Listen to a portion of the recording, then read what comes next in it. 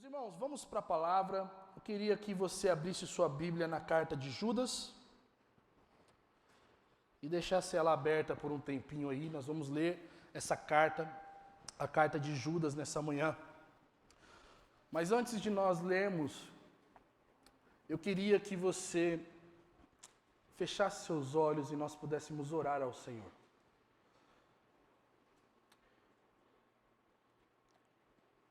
Pai de misericórdia, nós invocamos o Senhor nessa manhã aqui nesse lugar. Estamos cientes de que o Senhor é Deus sobre nós, de que nós pertencemos ao Senhor e de que nada pode nos roubar de Ti, Senhor. Por isso nós oramos agora, invocando o Seu poder e a Sua misericórdia sobre nós, atuando em nossos corações para nós nos submetermos à Sua palavra, Senhor. Para nós sermos confrontados, mas também encorajados, supridos pelo poder da Sua palavra, Senhor. Nós entendemos que é a Tua palavra que governa e rege a igreja, Senhor, e não os nossos achismos ou nossos pensamentos tão egoístas, Senhor. Por isso nós sujeitamos o nosso coração e a nossa mente ao Senhor agora, Deus. Pedimos, Espírito Santo, nos guia na Sua verdade agora, para a glória do Seu nome, Jesus.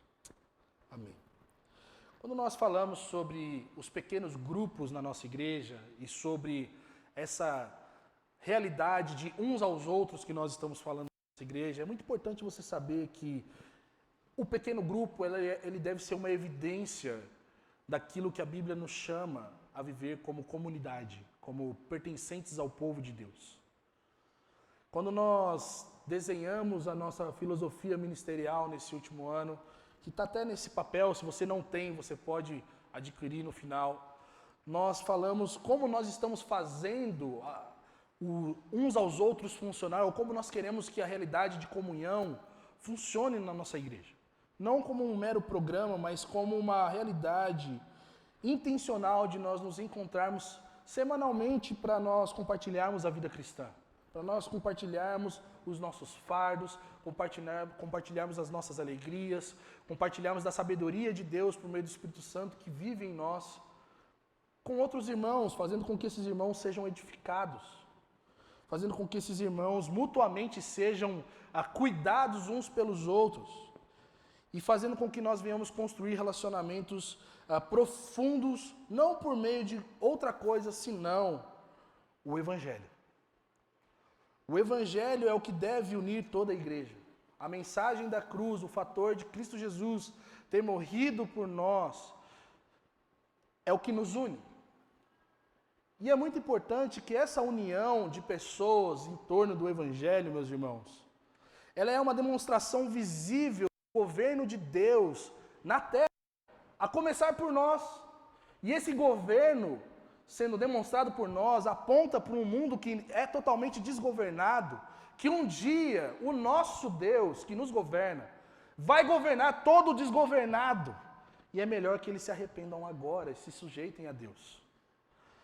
A igreja, ela é justamente essa realidade de embaixada do reino dos céus. E é por isso que Paulo vai falar em 2 Coríntios que nós somos embaixadores de Cristo.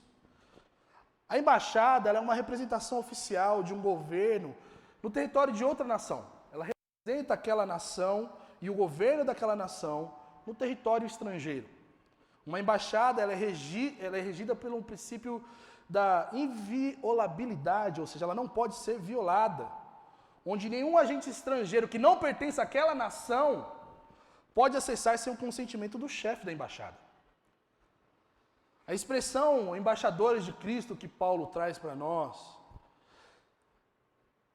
é para que nós venhamos pensar, meus irmãos, que a igreja é a representação oficial do governo de Cristo na terra.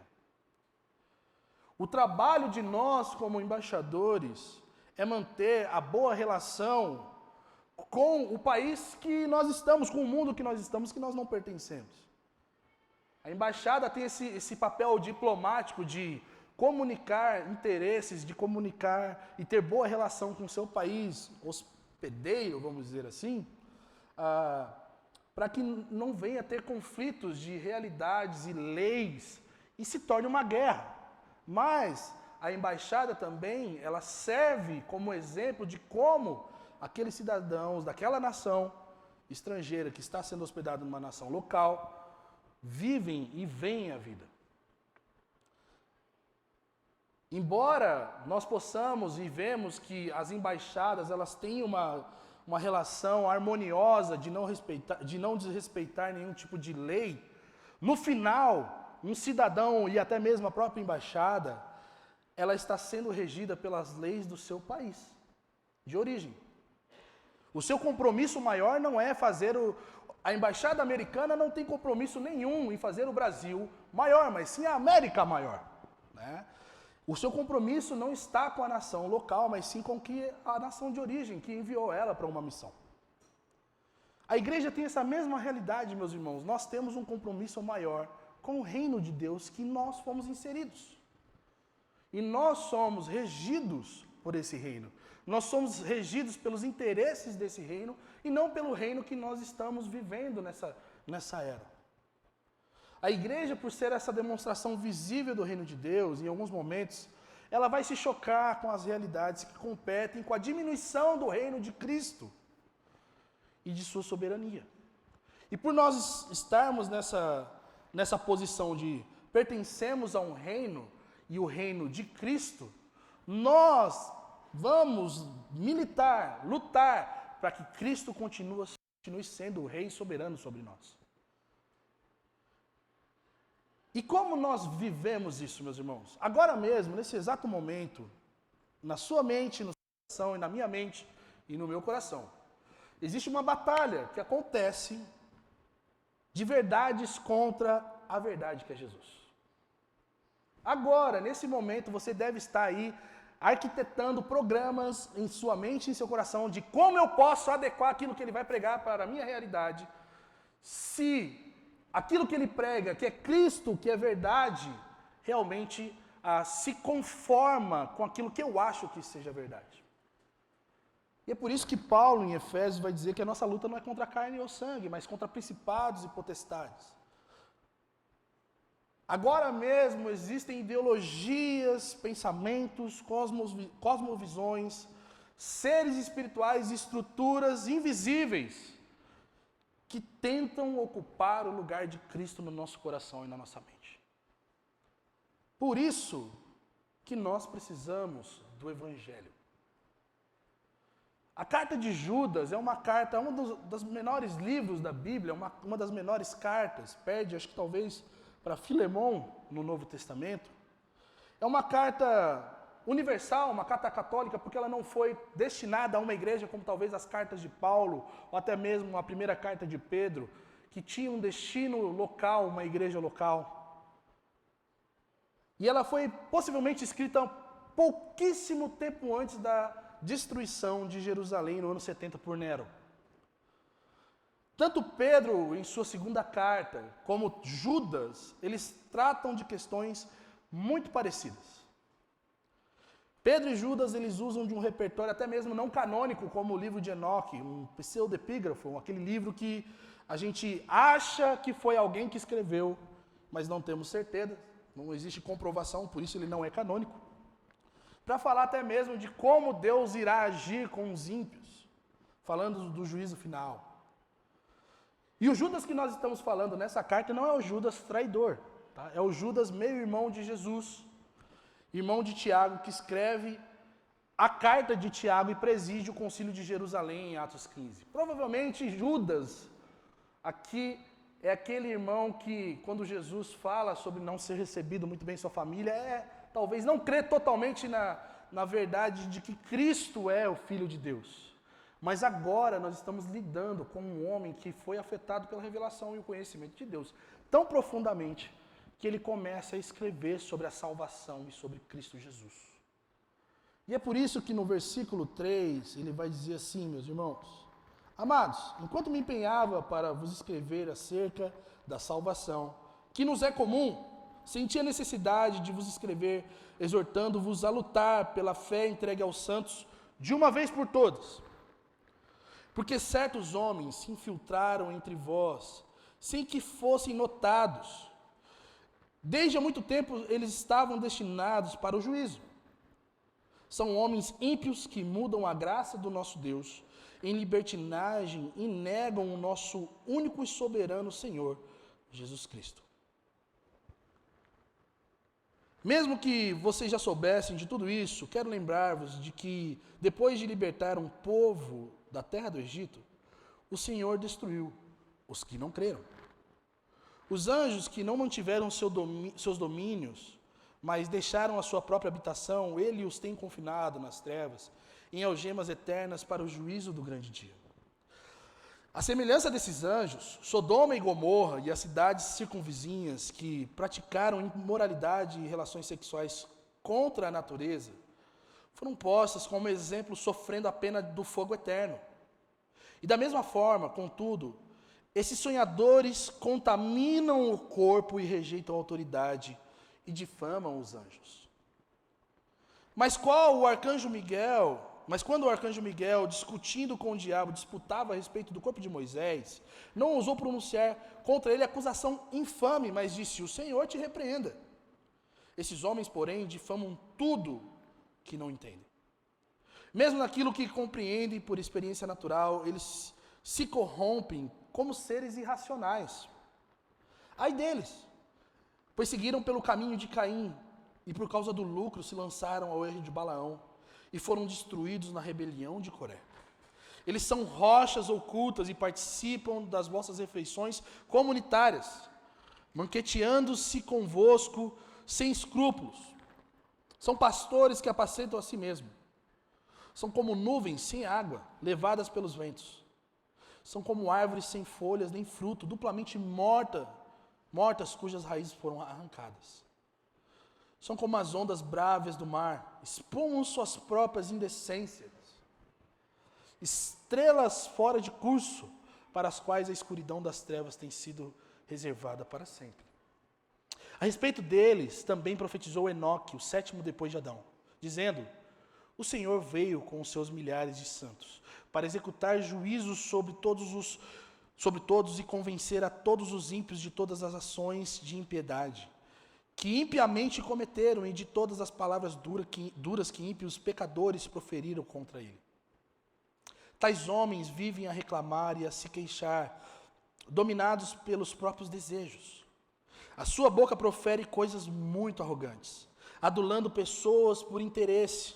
Mas vós, amados, lembrai-vos do que foi previsto pelos apóstolos do nosso Senhor Jesus Cristo, os quais diziam: nos últimos tempos haverá pessoas que zombarão, dominadas por seus desejos ímpios. Esses são os que causam divisões, vivem conforme as suas tendências naturais e não têm o Espírito de Deus. Mas vós, amados, edificados sobre a vossa fé santíssima, orando no Espírito Santo, conservai-vos no amor de Deus, esperando a misericórdia de nosso Senhor Jesus Cristo para a vida eterna. E mostrai compaixão para com alguns que estão em dúvida, e salvai-os, arrebatando-os do fogo, e a outros demonstrai misericórdia com temor, tendo repugnância até da roupa manchada pela carne. Aquele que é poderoso para vos impedir de tropeçar e para vos apresentar imaculados e com grande júbilo diante da sua glória.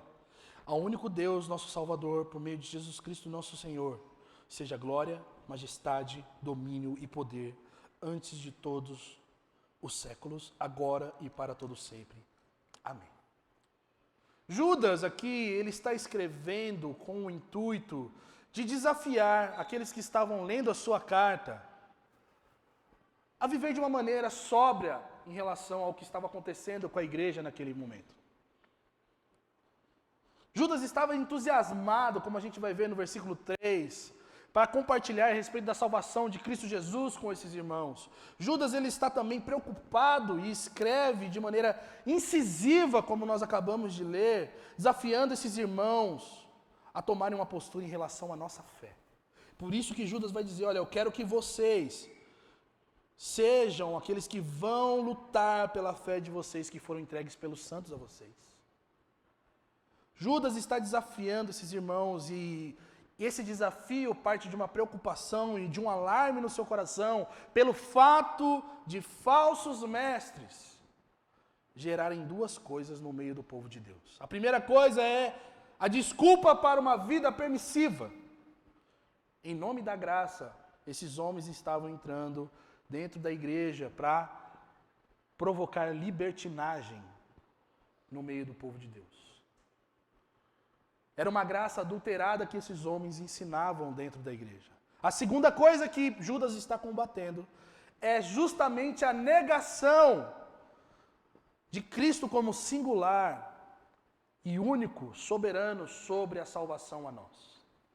Judas ele está lutando contra esses dois tipos de ensino que tinham sido introduzidos na vida da igreja, a saber, provavelmente pelos gnósticos, que tinham como princípio essa realidade dualista de a matéria é má, mas o espírito é bom, e que você faz, o que você deve preservar é justamente o seu espírito, o seu interior, a sua consciência, e aquilo que é material você pode viver da sua maneira, fazendo com que a sua carnalidade seja cada vez mais alimentada pelos desejos impuros da sua própria carne. Os falsos mestres, eles eram pessoas que estavam entrando no meio da igreja para diluir a mensagem do evangelho a seu prazer e a sua vontade. Embora Judas não estava tratando de uma era pós-cristã, como nós vivemos hoje no Ocidente, e em especial no Brasil, que nós somos mais de 40 milhões de evangélicos. Depois que o Brasil se tornou evangélico dessa forma, o que nós esperávamos é o Brasil se tornar uma nova Jerusalém, mas o crime continuou crescendo, a corrupção continua forte e firme, e os escândalos no meio desses 40 milhões nem se falam. Embora Judas não estivesse escrevendo para o público brasileiro e para a era pós-cristã, o objetivo dos falsos mestres eram por meio desses falsos ensinos, a saber, a diluição da graça de Jesus e a diluição e a diminuição de Cristo como único e suficiente Salvador,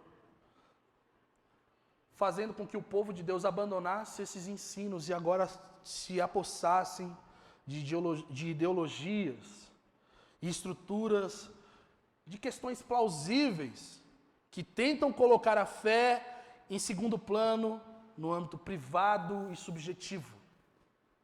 Já que Cristo não é tudo isso, já que a graça me permite viver de maneira livre, logo eu não preciso viver em comunidade, logo eu não preciso prestar contas da minha vida, logo eu não preciso nem viver aliançado, comprometido com uma igreja. Eu vou à igreja se der, é um compromisso secundário. O que importa mesmo é o meu conforto.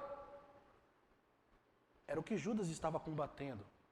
A subjetividade da fé. E Judas está desafiando, meus irmãos, eu quero que vocês lutem pela fé que for entregue pelos santos a vocês. O sangue desses apóstolos estão sendo derramados sobre todas as cidades por conta da perseguição, e eu quero que vocês sejam perseverantes e mostrem que a graça não é libertinagem. Mostrem que Cristo, Ele é singular nas nossas vidas. Vivam para a glória desse reino, para a glória desse Cristo que nos amou. E parem de procurar o seu conforto nessa vida. O chamado do cristão aqui, segundo a carta de Judas, é um chamado à luta contra sofismas, ideologias que militam contra o verdadeiro evangelho. E por que Judas está falando isso? Ele começa a dar alguns exemplos bem legais. Ele traz os exemplos do tempo bíblico, da história do Antigo Testamento, mostrando que aqueles falsos mestres estavam fazendo era pecado. E não podia ser tratado com relativismo ou subjetividade, era algo que era contra a verdadeira revelação do conhecimento de Deus, a saber, Jesus Cristo, meus irmãos. Israel liberto do Egito, os anjos castigados e a cidade de Sodoma e Gomorra são os exemplos que Judas usa. Agora pensa bem, o que ele está querendo provocar nos seus leitores? Primeiro ele usa Israel, o povo da aliança de Deus. Judas, no versículo, ele vai colocar ali a partir do versículo 5 até o versículo 9, esses exemplos. Judas mostra que, mesmo depois de todos os sinais e prodígios que o povo de Israel havia presenciado, diante da presença de Deus que os guiava, existiam incrédulos no meio do povo dele. Mas eles não eram, a incredulidade não era algo passivo. Existia um coração que duvidava do caráter e da bondade de Deus. E porque eles tinham esse coração, eles blasfemavam contra o Senhor. Eles incutia dúvida a respeito do caráter e a fidelidade de Deus, a respeito da liderança de Moisés. Moisés nos trouxe para o deserto para morrermos. Eles não foram poupados do castigo de Deus. E o versículo 5 vai dizer para nós que o Senhor destruiu aqueles que não creram.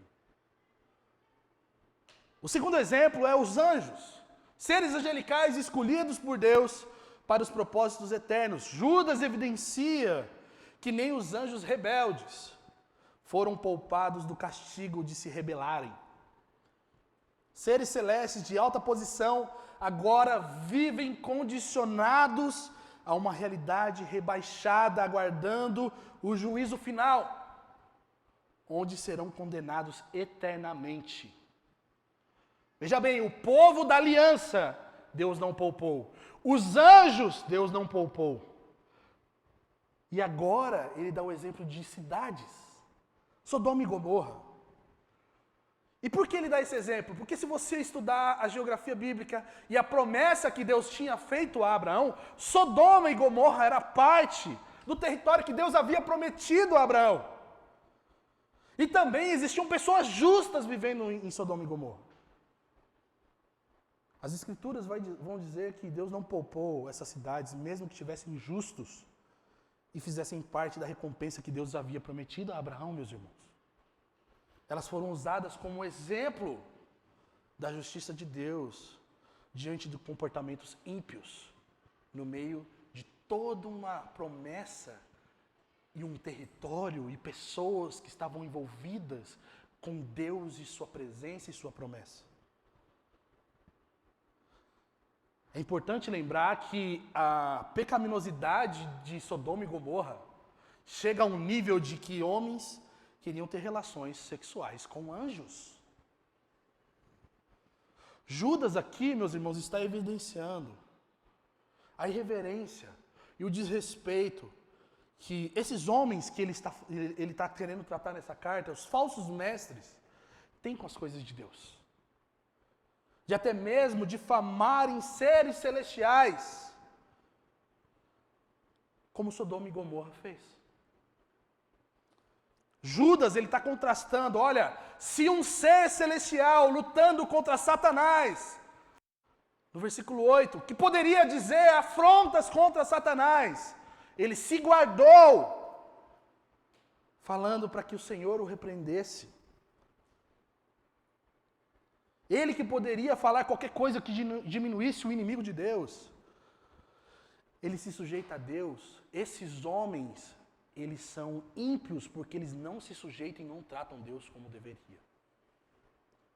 Existem duas coisas, duas nuances que esses exemplos trazem para nós nessa manhã. A primeira delas é que Deus não subtrai a sua justiça quando se trata da impiedade em detrimento dos seus propósitos.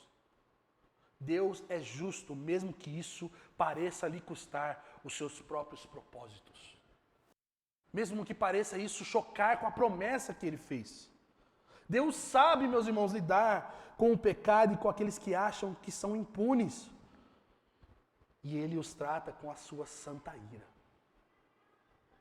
A ira de Deus é a forma que Ele usa para tratar pecadores que acham que nunca vão ser pegos pelas mãos de Deus. A segunda coisa que nós aprendemos é que mesmo em meio aos propósitos eternos e até mesmo o próprio povo de Deus, sempre haverão desviadores dos propósitos de Deus. E é por isso que Judas está escrevendo, chamando o povo de Deus a serem fiéis batalhadores pela fé. Judas, no versículo 10, ele vai dizer: esses homens, porém, difamam tudo que não entendem. E no versículo 11, ele vai dizer: ai deles, pois seguiram o caminho de Caim. E por causa do lucro se lançaram ao erro de Balaão e foram destruídos pela rebelião de Coré. Caim, o exemplo que ele usa de Caim do Antigo Testamento, mostra que esses homens não tinham nenhum respeito por seu irmão, pela sua irmã, tal qual Caim não teve, olhando para Abel, respeitando ele como imagem de Deus. E o que moveu Caim a matar o seu irmão foi inveja. O segundo exemplo que Judas dá é o exemplo de Balaão, mostrando que Balaão é aquele que desvia e afasta o povo de Deus, da vontade de Deus e da presença de Deus, com o objetivo de lucro pessoal. E era isso que esses homens estavam fazendo na igreja, no meio do século I. E o terceiro exemplo é o exemplo de Coré.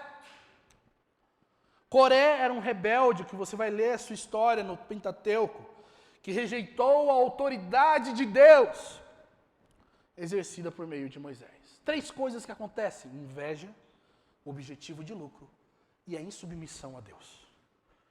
Era o que esses mestres estavam demonstrando e evidenciando na vida da igreja local.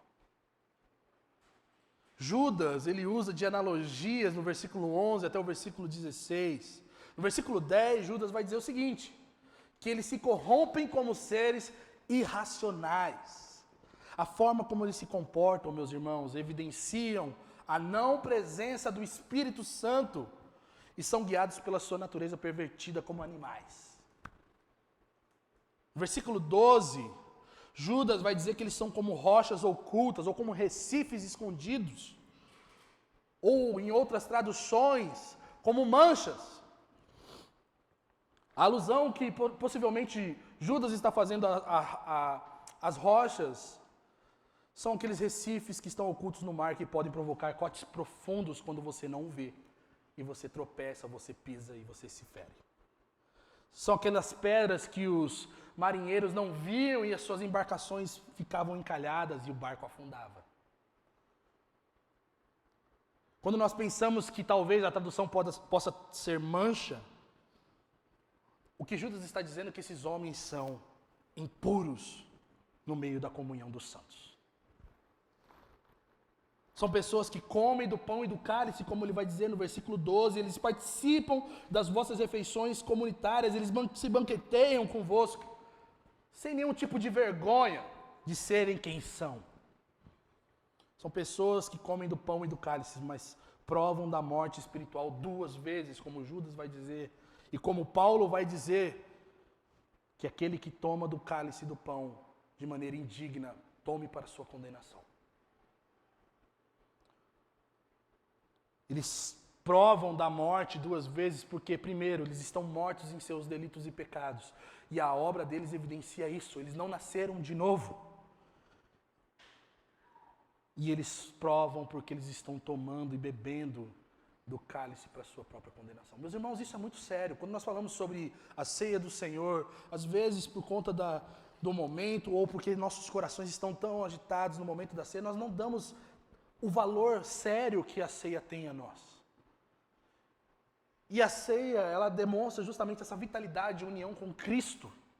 E quando nós não estamos unidos a Cristo, quando nós não nascemos de novo, quando nós não provamos da regeneração do Espírito em nós, isso é um problema quando nós fazemos parte da mesa do Senhor. E é por isso que, quando nós evidenciamos a censura de só pode ser parte da mesa do Senhor aqueles que foram batizados, é porque nós entendemos que quem foi batizado nasceu de novo. Mas Judas está dizendo aqui que esses homens, eles estão presentes na vida da igreja, e possivelmente eles até passaram pelo batismo físico, mas talvez eles não passaram por aquilo que John Wesley vai dizer da experiência do nascimento por meio do Espírito, que Jesus vai dizer para Nicodemos: necessário é nascer de novo. No versículo 12 ele vai continuar trazendo outras analogias. Judas vai dizer que eles são pastores que apacentam a si mesmo. São como árvores sem folhas e sem fruto. São nuvens sem água. Quando Judas usa dessas expressões, ele está dizendo para nós que esses homens estão preocupados com o próprio conforto e próprio alimento, e não de alimentar o rebanho de Deus, mesmo que eles pareçam ser bem legais, ensinem coisas que cativem as pessoas. Quando Judas fala sobre a questão da árvore sem folhas e sem fruto, da nuvem sem água, são pessoas que não cumprem o propósito que foram designadas para realizarem, mesmo que eles tenham a estética e a aparência de estar fazendo algo que parece ser aquilo que eles nasceram. São esse tipo de pessoas, líderes, cristãos, que causam prejuízos e dores no corpo de Cristo, meus irmãos. São esse tipo de gente que é semelhante à parábola que Jesus vai nos ensinar em Mateus, que são joio e não trigo. O joio é aquela erva daninha que cresce junto com o trigo, que parece trigo, que se alimenta de todos os nutrientes da plantação do trigo, mas quando você vai ver, ele é palha. Esses são os falsos mestres e falsos cristãos que Judas está denunciando. No versículo 13, Judas vai dizer que eles são ondas brávias, estrela fora de curso. Talvez isso aqui daria para uma boa adaptação do mineirês para falar todo tipo de adjetivo sem falar palavrão. Pessoas que agem por impulsividade, tempestuosas, que no final só expõem a sua carnalidade, deixando o rastro da sua própria sujeira e da sua pecaminosidade. Pessoas que estão dando prejuízo em detrimento da sua própria satisfação. Estrelas errantes, como estrelas cadentes que parecem assim, serem estrelas que vão brilhar, estão ali, mas elas aparecem rápido, demonstrando a sua luz, e logo elas desaparecem, porque elas estão fora do seu curso. São pessoas inconstantes, pessoas que ferem, pessoas impuras, movidas pelos seus próprios desejos. São feras indomáveis. Não são ovelhas, são bodes. Judas usa dessas palavras e cita o pseudepígrafo de Enoque para mostrar que o fim desses homens é a condenação eterna de Deus. O juízo eterno de Deus, de condenação para homens que acham a seus próprios olhos serem cristãos, mas não nasceram de novo.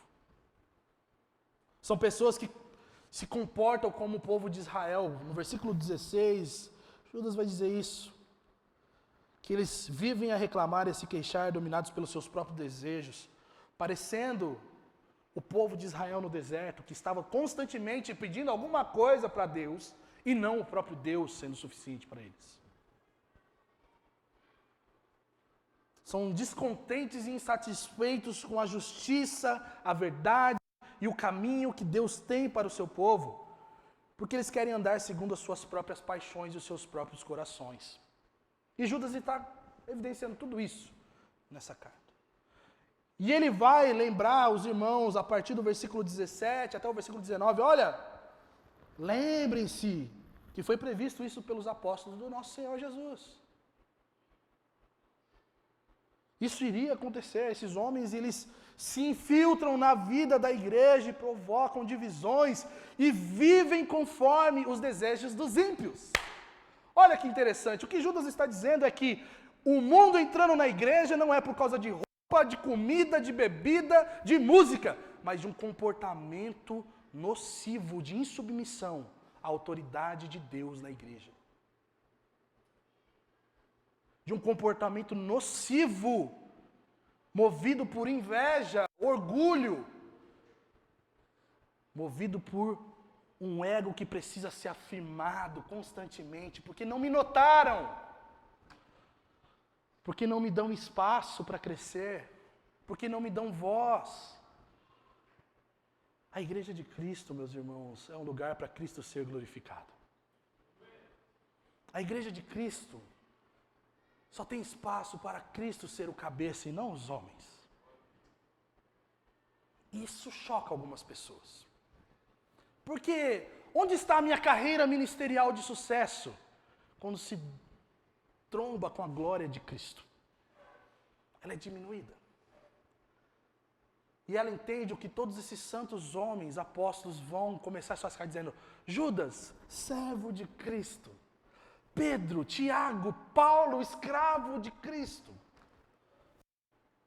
Meus irmãos, todos esses desejos de ser alguém, de se promover dentro, pela igreja, são desejos ímpios.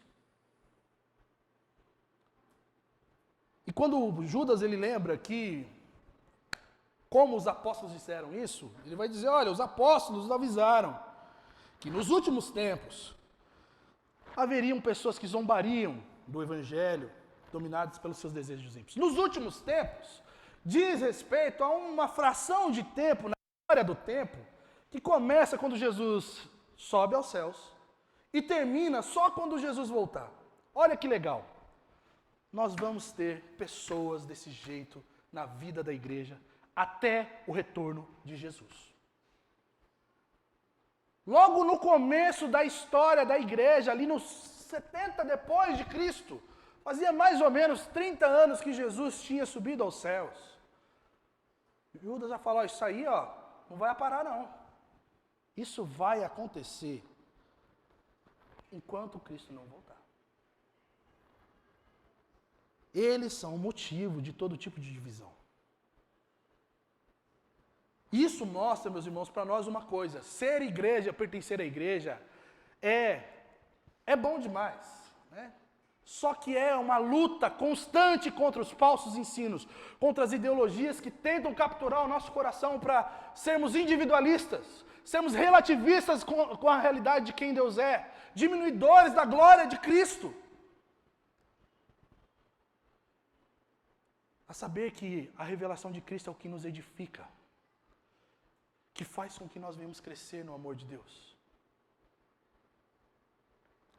Nosso desafio como igreja é muito grande, e principalmente quando a gente fala sobre comunhão é muito grande, principalmente no contexto que nós vivemos, de que nós gostamos da ideia de Atos, de que eles tinham tudo em comum, até esse comum ser aquilo que eu mais gosto, que eu não gosto de dividir com ninguém.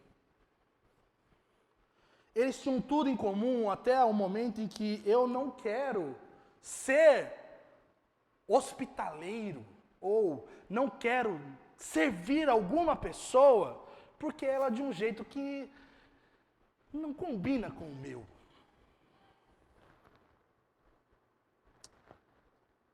E sabe o que isso evidencia, meus irmãos? Quando nós nos comportamos assim? Evidencia a personalidade, temperamento, todas essas coisas que a gente sabe. Mas sabe o que mais evidencia quando cristãos agem assim? É que provavelmente eles não têm o Espírito de Deus sobre eles. E é por isso que Judas vai dizer no versículo 19, eles não têm o Espírito. Porque eles se colocam como superiores aos irmãos. Eles iniciam divisões a partir de uma espiritualidade superficial, elevada. Mas o comportamento deles é de um não nascido de novo. É de alguém que não conheceu e foi afetado pelo Evangelho. Mas no versículo 20, Judas ele chega para a gente e diz algo para consolar os nossos corações e nos encorajar. Porque exortação também não é só tapa na cara. A palavra exortação significa também encorajamento, graças a Deus por isso. Não é pede para sair, é vira crente, meu irmão. Nasce de novo. Judas fala sobre um operar do desenvolvimento da fé, chamando cristãos ao amadurecimento de suas obras por meio da vida do Espírito, meus irmãos. É por isso que fala, mas vós, amados, edificando-vos sobre a vossa fé santíssima, orando no Espírito Santo, conservai-vos no amor de Deus. Existe um desenvolver da nossa fé, existe um chamado de nós edificarmos mutuamente uns aos outros, que só é possível quando nós vivemos submetidos e guiados pelo Espírito de Deus, tendo uma vida de comunhão íntima com esse Espírito que mora em nós. Eu gosto da interpretação de John Piper, quando ele fala sobre esse texto, porque ela é extremamente continuista. Ele vai dizer que orar no Espírito é aquilo que muito crente gosta de fazer, que é orar em línguas.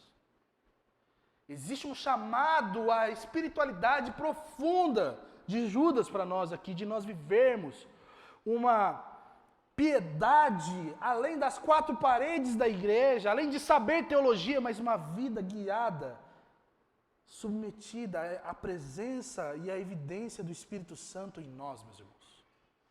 Que isso só é possível para quem nasceu de novo e tem o Espírito Santo nele. No versículo 21, Judas vai dizer, conservai-vos no amor de Deus.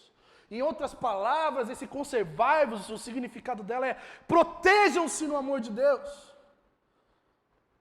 E o que Judas está fazendo aqui é dando um caminho de sobriedade diante da loucura dos falsos mestres, que é confiar na obra e no amor de Deus, de Cristo Jesus, em nosso favor.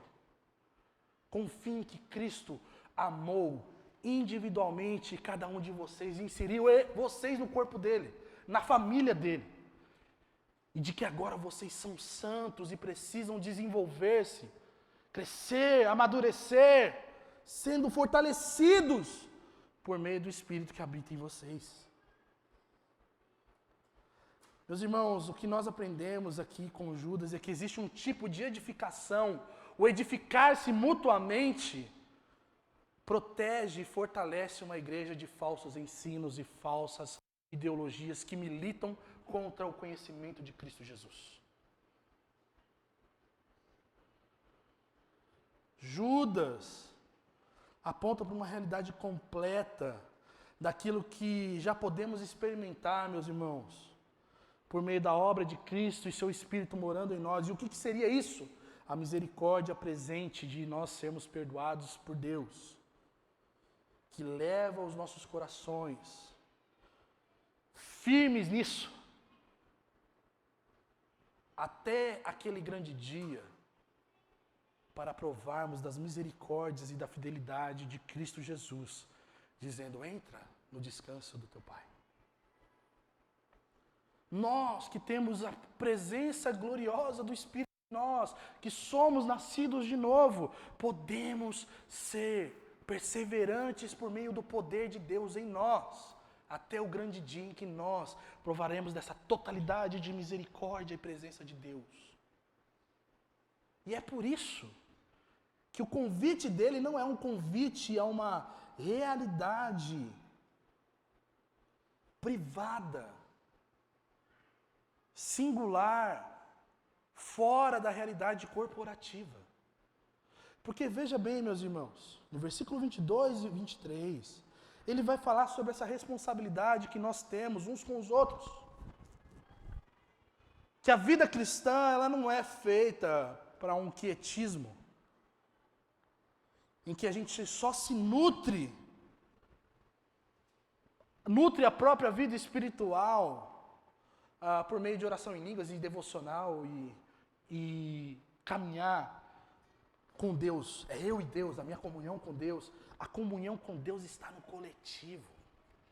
É isso que Judas está dizendo.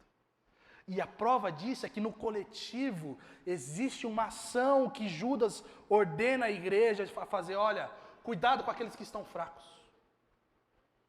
uma vez que vocês são fortalecidos na fé santíssima pelo Espírito Santo e protegendo-se no amor de Deus, existem pessoas no meio de vocês que são presas fáceis para o falso ensino de Deus. Existem pessoas que são fáceis a sucumbirem às ideias deste mundo a respeito de Deus e da vida cristã. Vocês precisam se fortalecer. E meus irmãos, isso é um chamado à comunhão. Isso é um chamado a viver coletivamente.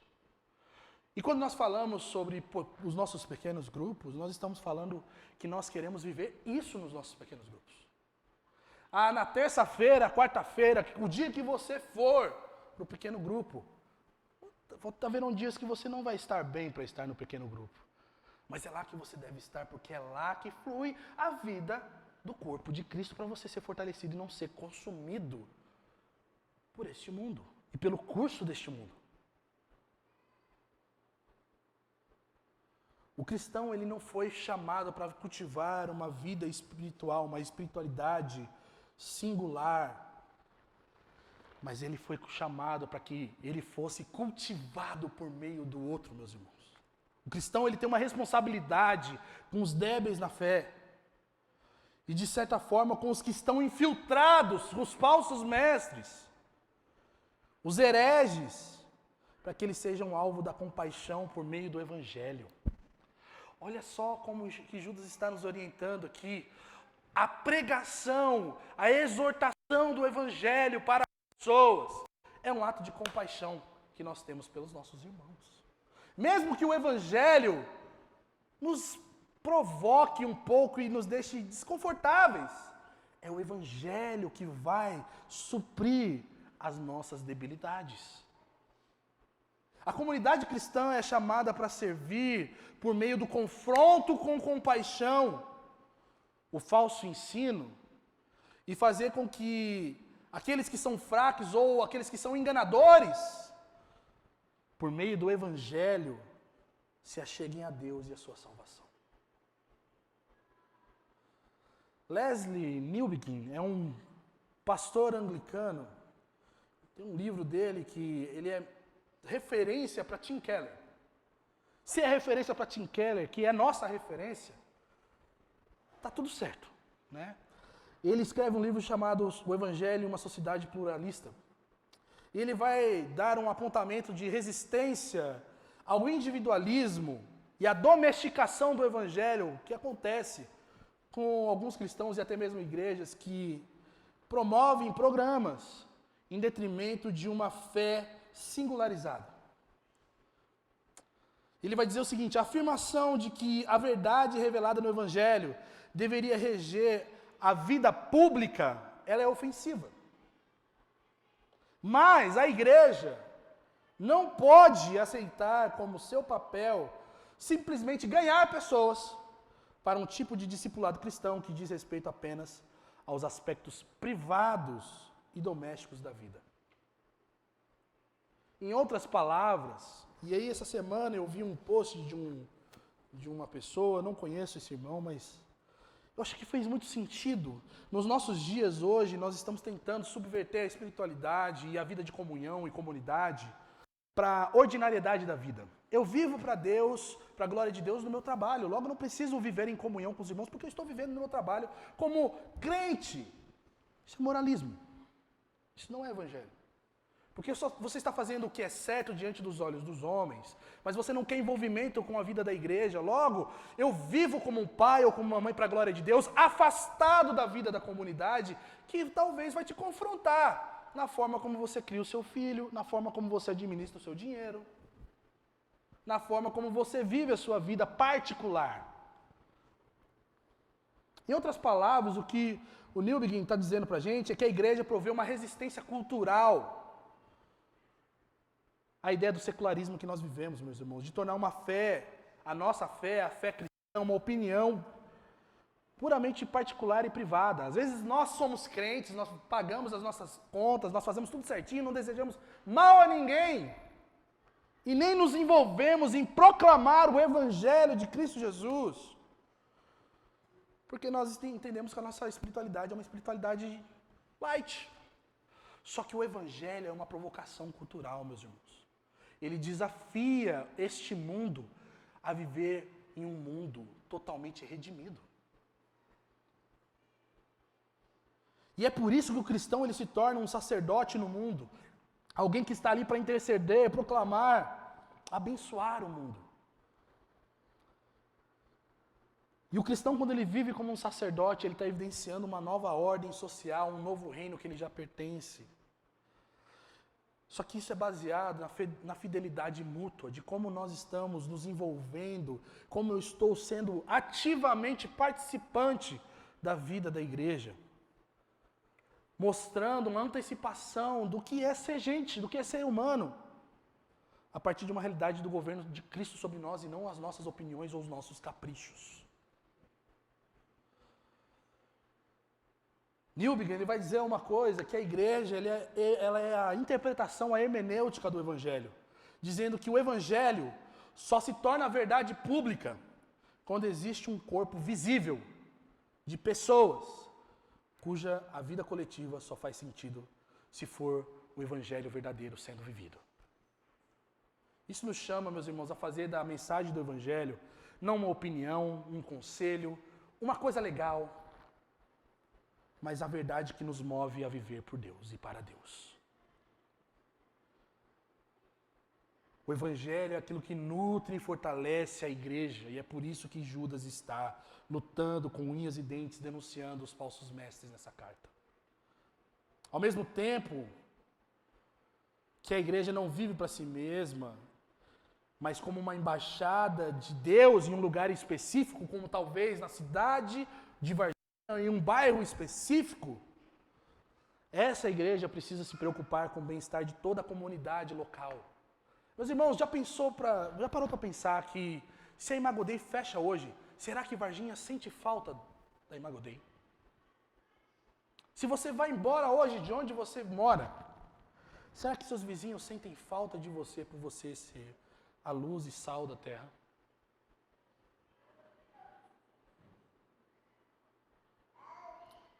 Porque o povo de Deus é esse povo que se reúne nas casas e no templo, apontando para uma esperança em meio ao desespero e ao vazio da vida. E se nós não estamos fazendo isso nessa cidade, nós não estamos cumprindo com o nosso papel. Judas, ao mesmo tempo que fala sobre compaixão pelo evangelho, ele vai dizer uma coisa para a gente aqui, no versículo 23.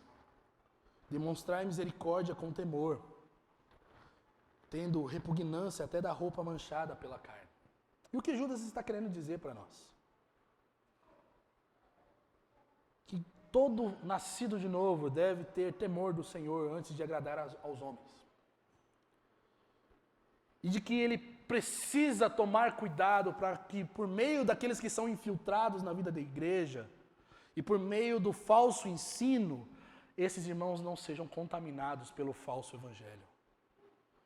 O evitar aqui desses irmãos começa quando existe uma insistência, uma impenitência em seguir um falso evangelho. Quando nós vemos a disciplina sendo aplicada na vida da igreja por meio de exclusão, no nosso mundo é muito agressivo isso. Ou você está excluindo da igreja. Como assim? Mas as Escrituras nos dizem, meus irmãos, que quando não existe arrependimento, existe impenitência numa falsa verdade sobre Deus, essa pessoa não é nosso irmão. E é por isso que Judas está falando, olha, evitem. E Judas termina a sua carta apontando para a glória de Cristo no versículo 24 e 25, dizendo para nós, aquele que é poderoso para vos impedir de tropeçar. Vivam para aquele que faz isso. Façam tudo isso que eu disse para aquele que é poderoso para vos impedir de tropeçar e para vos apresentar imaculados e com grande júbilo diante da sua glória. Judas finaliza sua carta apontando para a realidade de Deus, superior e excelente, glorioso e puro, nos afetando com a sua santidade e o seu caráter. O caráter de Cristo é a prova da nossa realidade nele como os filhos de Deus. E ao mesmo tempo, o que nos guarda de todo tropeço. Isso mostra que a salvação é algo que está apartado da realidade moralista humana, mas totalmente embasada na santidade, pureza e a moral que Cristo viveu. E fez por nós pecado, para que nele fôssemos justiça de Deus.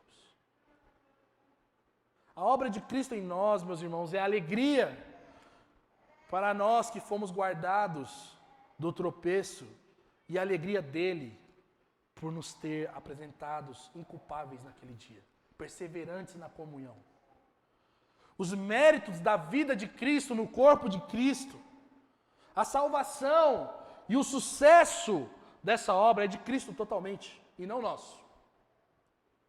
E por isso, o chamado de Judas para nós por meio dessa carta é: preservem-se, perseverem, edifiquem-se na comunhão com Cristo e com os santos. Eu queria terminar essa palavra lembrando de 3 coisas para nós. A primeira coisa que nós temos, e aprendemos com Judas, é que nós temos um desafio como cristãos, de perseverança em lutar pela fé e por uma comunidade, uma igreja saudável, guiada pelo Evangelho. Resistindo ao moralismo, ao individualismo, ao mundo entrando na igreja por meio de comportamentos sutis, que nos afastam da vida corporativa. A fé cristã, uma fé coletiva, meus irmãos, que depende do outro para a nossa edificação. Não tem como você ser crente se não tem outro do seu lado. Você precisa de pessoas te edificando, e você é insuficiente em si mesmo, vivendo como cristão. Quando nós falamos sobre pequeno grupo, é importante nós lembrarmos que uma vida piedosa sempre vai transbordar para que outros bebam daquilo que temos sido formados pela obra do Espírito Santo. Todo cristão que tem o Espírito Santo está tendo uma operação, um movimento do Espírito nele, que vai fazer com que outros que não estão vivendo esse movimento do Espírito nele sejam encorajados e sejam edificados, recebam vida do Espírito por meio disso. Quando nós falamos sobre PG, o PG é um chamado à igreja a fazer isso, meus irmãos. A edificação mútua. Ele não é um programa para você encontrar com crentes, para você ter seus amigos crentes falando sobre coisas que você gosta. Mas é um chamado a nós vivermos sendo edificados uns pelos outros. A congregação local, a igreja local, ela é chamada para essa comunidade de responsabilidade mútua. Tendo como posição na sociedade geral, meus irmãos, uma antecipação diante dos olhos do mundo de um reino que nós já vivemos e esperamos. E nem todo dia a gente acorda desejando o retorno de Jesus. Mas todo dia é importante ter um crente lembrando que a nossa esperança é o seu retorno. Nós passamos, às vezes, meses sem lembrar que nós vivemos para um próximo capítulo da história. Mas a comunidade de Deus, a igreja de Cristo, ela existe para lembrar irmãos que estão sendo anestesiados pelas coisas e os desejos desse mundo. A nossa esperança está em Cristo e no dia do seu retorno. A segunda coisa que nós aprendemos é que os falsos ensinos, os falsos mestres, eles sempre poderão estar no nosso meio, meus irmãos. Sempre. No dia que Jesus subiu até o dia do retorno de Jesus, nós vamos ter problema com falso ensino. Eles encontram espaço na vida da igreja quando há falta de compreensão do Evangelho que revela Cristo e a sua vontade. E às vezes isso acontece não porque não tem boa teologia no púlpito, mas porque nós temos corações duros de nos dobrarmos ao Evangelho e à mensagem da cruz. Nós somos tentados e testados a relativizar o Evangelho e abrirmos espaços para outras falas que não seja essa mensagem, para sanar o peso que o pecado do individualismo provê para nós, meus irmãos. Nós sempre estamos tentando, de alguma maneira, diminuir o dano que o pecado está causando em nós com outras justificativas e não se agarrar a Cristo, o nosso Senhor, como aquele que nos justifica e falar para Ele: Cristo, eu sou egoísta demais, então transforma o meu coração. Porque no final, ser egoísta, meus irmãos, é nós sermos idólatras de nós mesmos. E nós não queremos que esse poste ídolo que a gente é para nós mesmos seja derrubado. Afinal, como que a gente vai satisfazer a gente mesmo? Só que o Evangelho nos diz para nós termos o contentamento somente em Cristo nessa manhã. Nós precisamos ser resistentes e lutar contra uma vida individualista, uma vida de quietismo, uma vida privada e uma espiritualidade superficial que vai levar a gente a um isolamento, eu e Deus, que nos aliena da realidade comunitária que o Evangelho provê, fazendo da gente usar motivos mais banais aos mais fundamentados do que nós podemos ser cristãos sem igreja. Você já viu aquele cristão que fala: eu não vou para a igreja porque na igreja ninguém gosta de mim? Isso é um motivo. Você já viu aquele cara que fala: eu não vou para a igreja porque essa igreja é institucional, Jesus não fundou uma instituição, e começa a falar um monte de motivo? É isso aqui. São motivos que militam contra uma vida corporativa. Isso é pecado. E o Evangelho nos chama hoje a nós nos livrarmos disso, meus irmãos. O individualismo é um câncer dentro da igreja que pode destruir o corpo de Cristo se nós não dermos o remédio do Evangelho que nos dobra uns aos outros. Quando a gente é individualista dessa forma, a gente tem uma relação com a igreja de serviço e consumismo, em que a gente dilui pela incredulidade o significado da igreja. E nós estamos procurando aquilo que nos satisfaz, o que nós precisamos. O ego e a glória de Deus estão relutando constantemente nesse momento. Mas sabe o que eu posso dizer para você que é egoísta, que está agora, não, que loucura esse pastor está falando? Deus é glorioso, independente do seu ego ser muito inflado ou não. E a glória de Deus sempre vence. E é por isso que é melhor você se render logo. Porque no final, Deus ele vai ser glorificado mesmo que você tenha o seu ego super inflado e resistente à verdade do Evangelho. E a última coisa que nós aprendemos com Judas é que existe um chamado como igreja de nós nos edificarmos e cuidarmos uns dos outros mutuamente. A edificação fortalece e protege o corpo de Cristo do falso ensino e da revelação de um falso Cristo. E por isso nós precisamos ser fiéis a Deus. Por meio da fidelidade e do compromisso de cuidar uns dos outros. Sabe aquela coisa de saber como o irmão está, não é coisa só do pastor, meus irmãos. Me ajuda a melhorar a igreja. Amem uns aos outros com o amor de Cristo. Se protejam no amor de Deus. É o que nós acabamos de ler. O que fará de nós guardados de qualquer tropeço é a obra que Cristo fez por nós, por meio do Evangelho. A salvação de um povo e não de um indivíduo. Esse compromisso uns com os outros vai revelar a glória de Cristo em um mundo caído. Evidenciando uma nova ordem social, meus irmãos. Um novo governo que pode ser esperado e vivenciado a todo aquele que está aflito e perdido.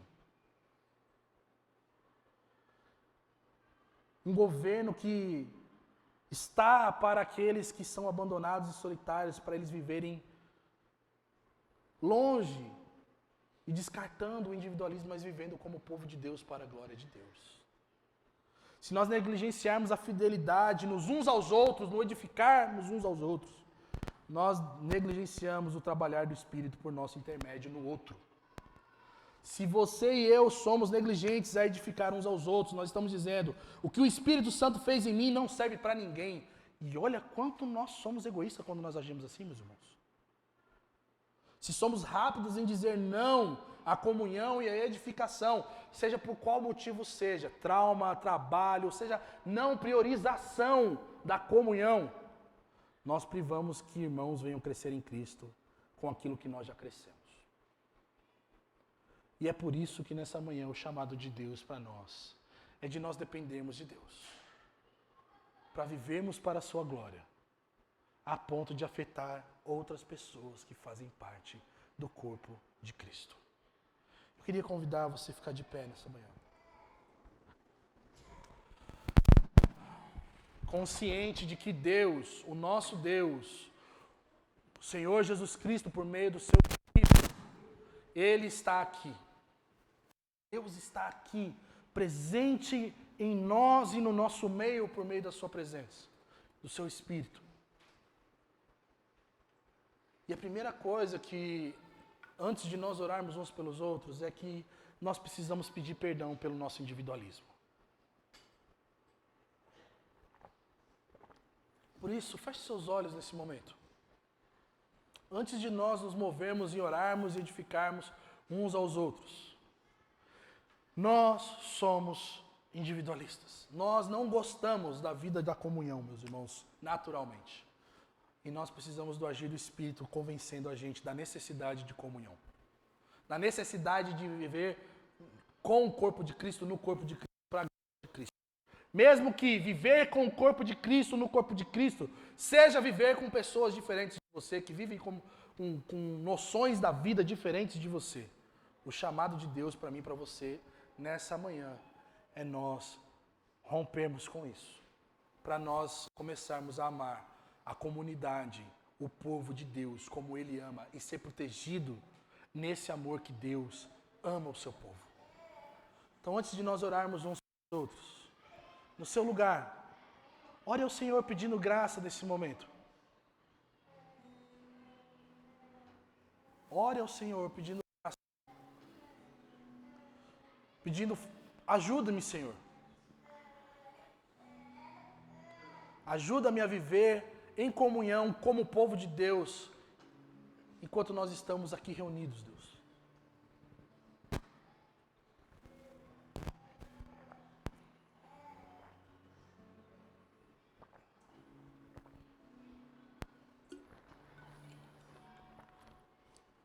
Nós somos fáceis, rápidos em dar desculpas, e talvez essas desculpas enganem o pastor, enganem a liderança da igreja.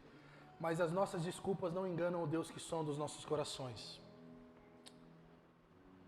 Por isso, peça perdão a Deus pelos motivos torpes que existem no nosso coração de nós não vivermos comunhão.